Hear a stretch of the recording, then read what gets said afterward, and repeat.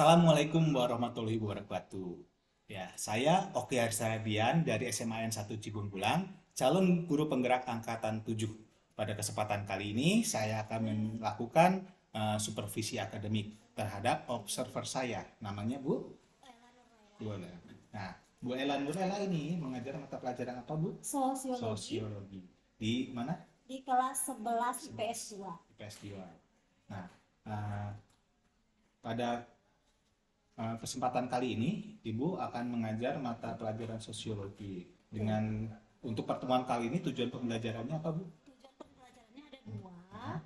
Yang pertama itu menjelaskan tentang harmoni sosial. Harmoni sosial. Ya, jadi siswa itu bisa memahami apa yang dimaksud dengan harmoni sosial.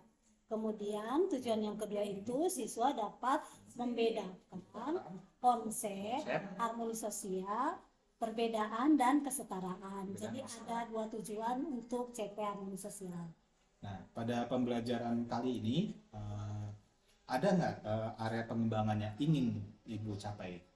Artinya pembelajaran yang ingin Ibu tingkatkan pada pertemuan kali ini. Pada pertemuan kali ini saya ingin menerapkan strategi tentang pembelajaran berdiferensiasi, terutama produk, jadi diferensiasi produk. Strateginya kayak gimana, Bu? Strateginya jadi siswa itu dikelompokkan berdasarkan minat mereka. Jadi tugas mereka adalah setelah selesai membuat satu produk, bisa berupa PowerPoint, bisa berupa video, kemudian bisa berupa poster atau vlog, sesuai dengan minat mereka masing-masing.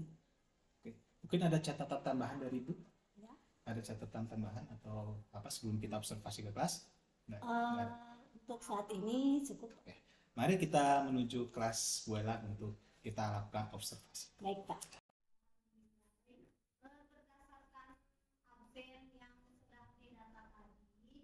Ada sekitar 14 orang yang tidak masuk.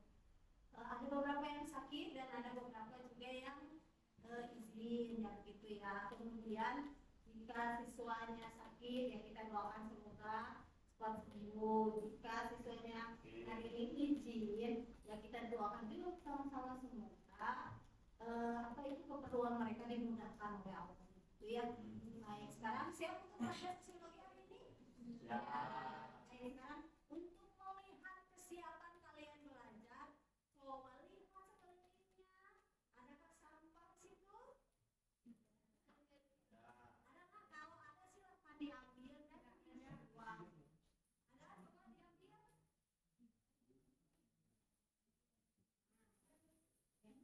Kalau sudah memang tidak ada, yakin tidak ada sampah, silakan lihat pada diri kalian.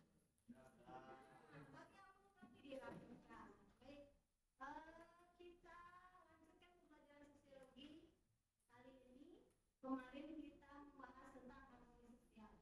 Ada yang masih ingat harmoni itu apa? Harmoni sosial itu apa? Resti, harmoni sosial apa, Resti?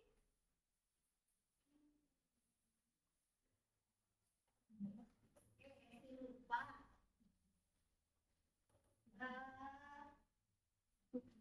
Bila boleh dilihat tugas yang kemarin saya tugaskan, kamu bagian. Baik, tadi kita sudah ke kelas ya, Ya. untuk melakukan observasi. Oke, saya ingin Ibu melakukan refleksi lah. Tadi kira-kira pengajarannya kayak gimana sih?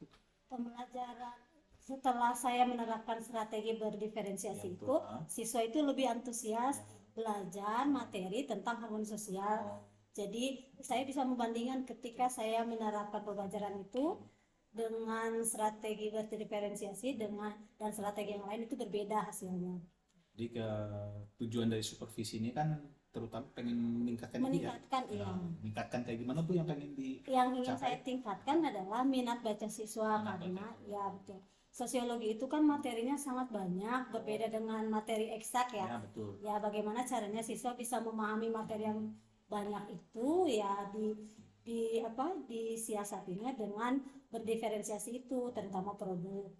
Oh, jadi salah satu rencananya adalah diferensiasi ya. Iya, betul. Kemudian saya mencoba mengidentifikasi kira-kira ada kendala-kendala apa yang tadi Ibu alami setelah mengajar. Selain minat baca siswa itu kurang, Minat kalau baca kurang. ya betul, saya evaluasi jadi di kelas juga mempunyai pengaruh. Jadi gitu, setiap kelas itu kan berbeda-beda ya siswanya.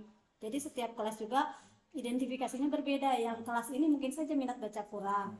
Nah, kebetulan yang IPS 2 ini selain minat baca juga teman sebaya mereka juga mempengaruhi dalam motivasi belajar.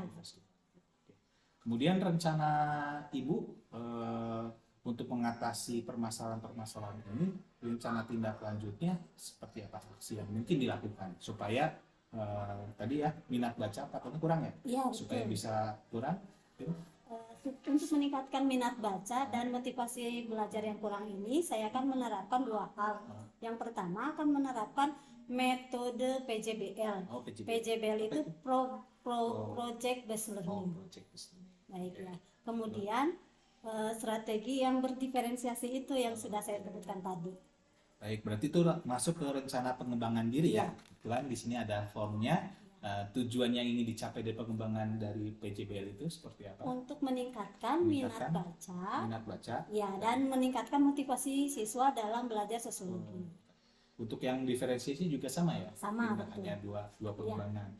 Nah, dari pengembangan itu ukuran keberhasilannya seperti apa, Bu? Siswa bisa menghasilkan produk yang berbeda. Oh, sesuai yang berbeda. Untuk Ya. yang diferensiasi ya, Betul, ya. Kemudian untuk PJBL itu siswa lebih antusias. lebih antusias. Ya, lebih antusias dalam belajar.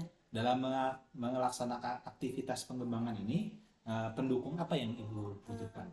Satu, Infokus. Infokus itu Oh, sangat sarana tepat. Ya, sarana yang pertama itu Infokus, Pak. Fokus. Ya, kemudian ada video pembelajaran. pembelajaran. Oke. Ya, kemudian Kemudian? ada sebelum pembelajaran itu akan dilakukan tes. Jadi Tes. ada dua tes. Yang pertama pre-test dan post-test. Post-test.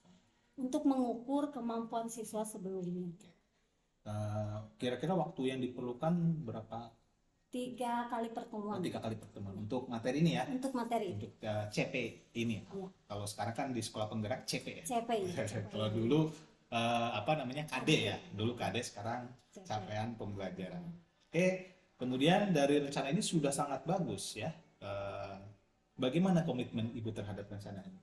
Saya sangat berkomitmen dan percaya sekali bahwa dengan penerapan strategi ini bisa meningkatkan minat baca, dan saya akan berkomitmen dengan baik supaya rencana yang sudah saya susun bisa berjalan dengan lancar dan sesuai harapan hasilnya. Waduh, terima kasih sekali Ibu ya sudah melakukan observasi ya. Dari tahapannya sudah kita lalui semua, mulai dari pra-observasi, kemudian juga observasi di kelas, dan juga pasca observasi meliputi rencana pengembangan. Dan dari sini saya mengucapkan terima kasih. Selain supervisi observasi juga dilakukan coaching. Selanjutnya tiba giliran saya untuk melakukan refleksi ya. Tentunya masukan dari Ibu akan membantu saya untuk menjadi coaching lebih baik lagi. Mungkin ada apa yang Ibu rasakan ketika saya melakukan coaching ke Ibu? Bukan balik yang Yang pertama, saya mengucapkan terima kasih banyak karena saya sudah di coaching atau di supervisi. Kenapa saya berterima kasih? Karena mungkin saja dari hasil coaching itu ada hal-hal yang harus ditambahkan gitu. Misalnya masukan dari Bapak gitu. Jadi ada evaluasi dari orang lain, kelebihannya, kekurangannya begitu. Supaya saya bisa lebih meningkat lagi.